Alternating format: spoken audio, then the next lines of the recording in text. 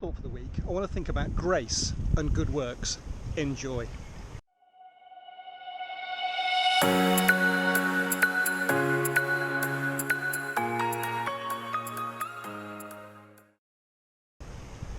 Do you know, one of the things that was probably the hardest for me to do as a parent when my kids were growing up was to communicate two equal and seemingly opposing truths to them. The first was grace. The fact that sometimes you got what your deeds don't deserve.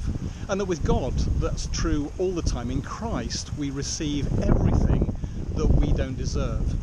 But I also wanted to teach them that actually, with actions come responsibilities. With actions, there are consequences.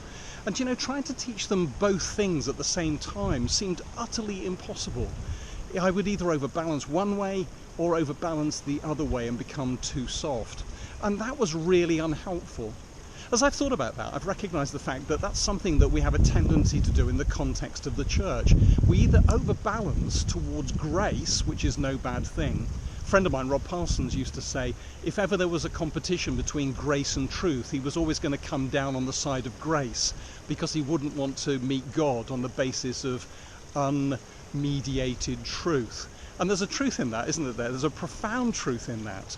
But the reality is that if a church preaches grace too much, that what tends to happen is a passivity settles into the congregation. They think that they don't have to do anything, that they just have to believe and receive, and they sit there, in one sense, like little birds with their mouths open, waiting to receive everything that God has for them, and that you as the leader is willing to give them.